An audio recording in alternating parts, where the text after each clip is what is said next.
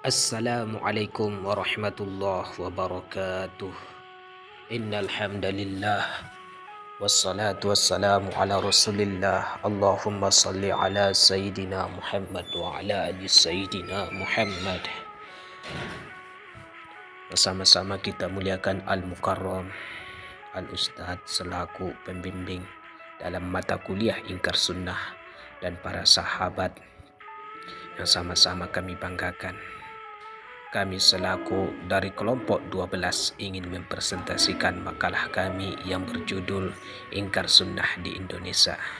Mari sama-sama kita dengarkan, sama-sama kita simak bagaimanakah sejarah Ingkar Sunnah di Indonesia dan siapa tokoh-tokoh yang berperan dalam Ingkar Sunnah.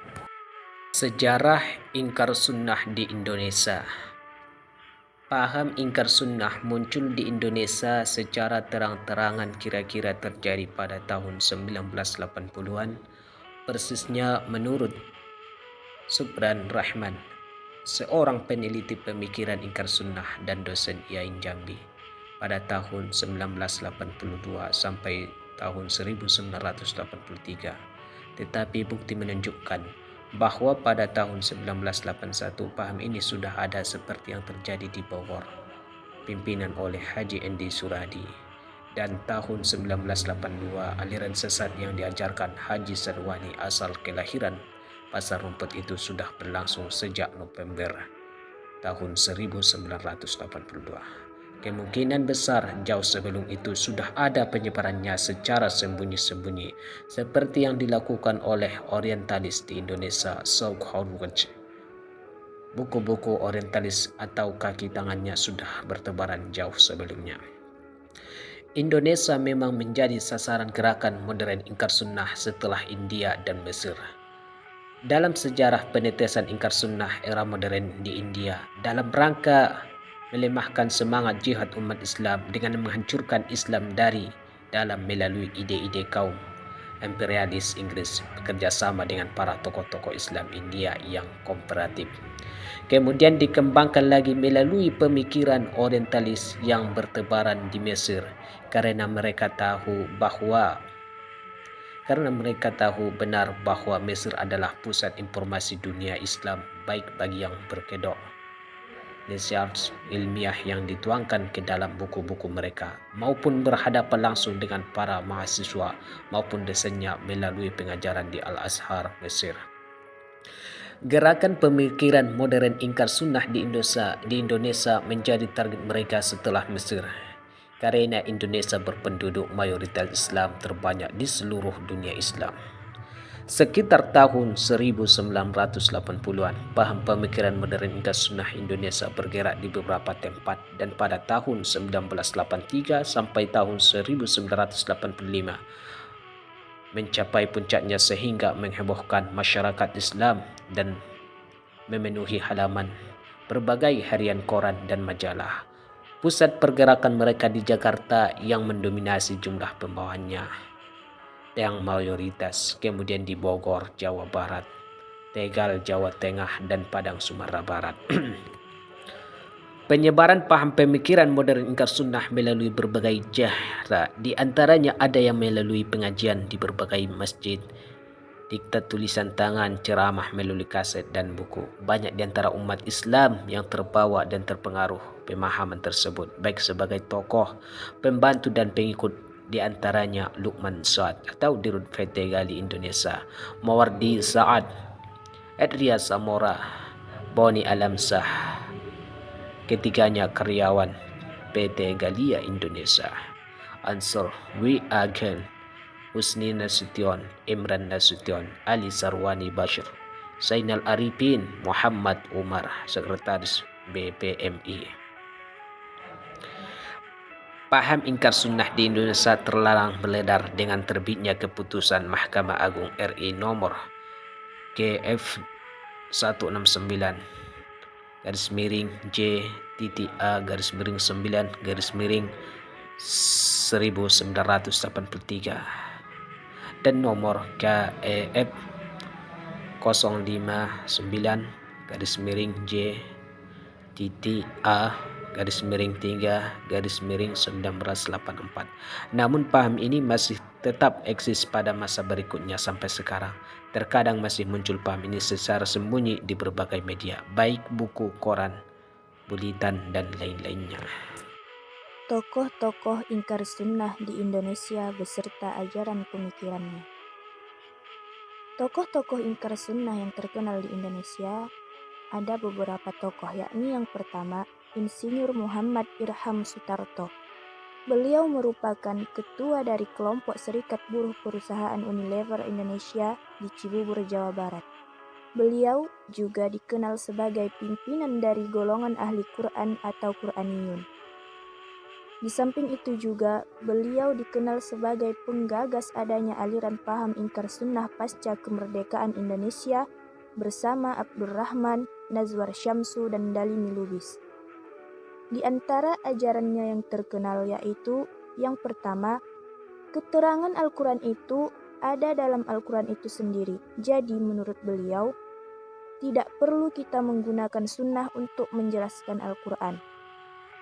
Yang kedua ajarannya yaitu semua keterangan yang datang dari Al-Quran itu adalah hawa, maka sunnah itu tidak dapat dijadikan sebagai hujjah dalam menentukan sebuah hukum. Yang ketiga, hadis merupakan dongeng Nabi Muhammad dari mulut ke mulut yang didapat dari orang yang hidup 180-200 tahun setelah Nabi Muhammad wafat. Maka dengan demikian, menurut beliau, hadis itu sulit untuk diterima karena informasinya belum jelas.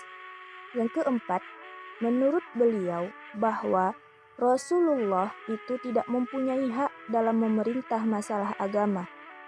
Beliau berlandaskan pada Quran Surah Ali Imran ayat 128.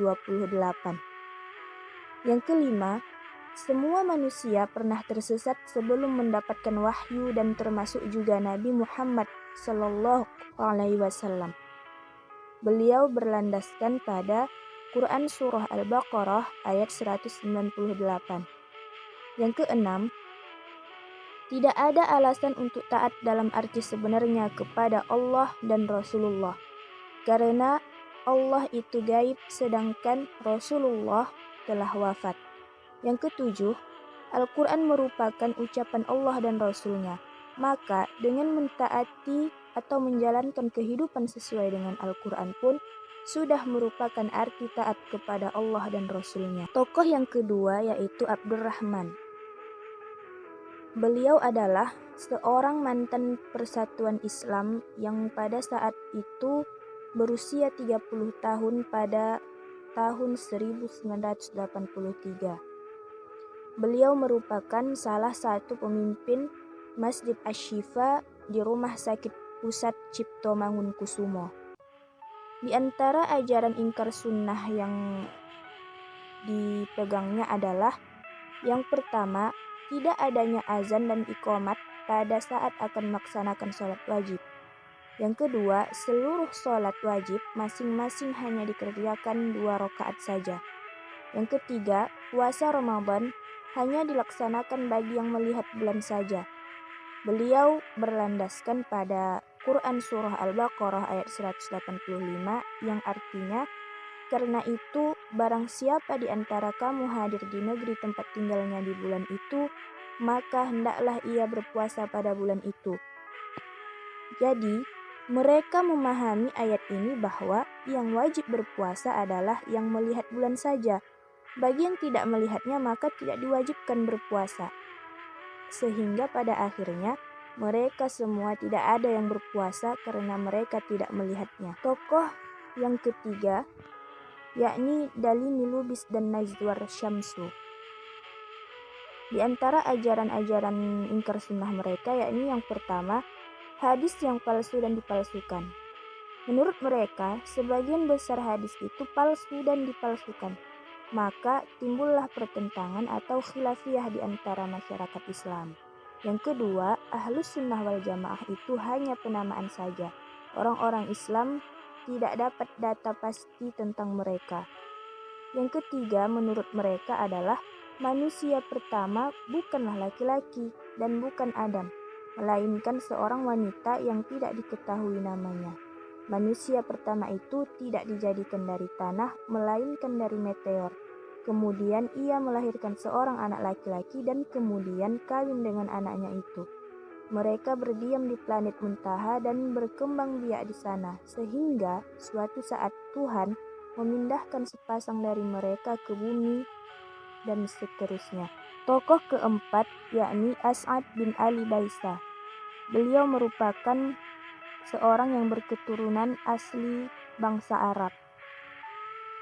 Di antara ajaran ingkar sunnahnya yaitu yang pertama, sholat Jumat harus dikerjakan 4 rakaat. Yang kedua, bagi yang terpaksa berbuka pada bulan suci Ramadan karena sakit atau berpergian tidak perlu menggantinya, sedangkan bagi wanita yang haid harus melakukan sholat. Yang ketiga, orang yang habis mengambil air wudhu, jika dia buang air kecil atau buang angin, tidak perlu repot-repot mengulangi wudhunya, maka dia langsung bisa sholat. Yang keempat, peristiwa Mi'rajnya Nabi hanyalah dongeng dan khayalan saja. Tokoh ingkar sunnah yang kelima yaitu Haji Endi Suradi. Beliau adalah seorang guru dan pimpinan aliran ingkar sunnah. Di antara ajarannya yaitu yang pertama, semua sholat 5 waktu hanya dilakukan 2 rakaat dan sujudnya dalam setiap rakaat hanya dilakukan 1 kali sujud dengan alasan mengikuti sholatnya Nabi Ibrahim.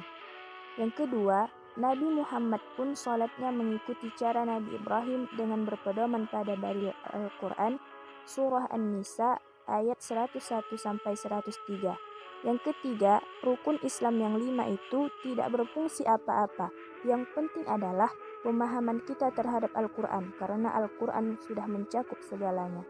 Yang keempat, syahadat itu tidak perlu diucapkan, yang penting adalah pemahaman Al-Quran. Maka, dengan memahami Al-Quran, seseorang sudah dianggap muslim. Demikian juga sholat, diwajibkan bagi orang yang paham Al-Quran. Bagi yang tidak dapat memahami Al-Quran, maka tidak diwajibkan sholat. Demikianlah pemikiran dan ajaran para tokoh-tokoh ingkar sunnah yang terkenal di Indonesia. Dapat disimpulkan bahwa pada umumnya mereka semua menolak sunnah secara keseluruhan. Artinya mereka benar-benar tidak mempercayai adanya hadis Rasulullah SAW. Mereka berpegang teguh pada pendirian mereka bahwa pedoman Islam itu hanya Al-Quran saja. Demikianlah hasil pemaparan materi ingkar sunnah di Indonesia dari kelompok kami. Semoga dapat menambah wawasan kita tentang ingkar sunnah di Indonesia. Siapa-siapa saja tokohnya dan apa saja ajaran yang dianut oleh mereka. Semoga bermanfaat. Wabillahi taufiq wal hidayah. Assalamualaikum warahmatullahi wabarakatuh.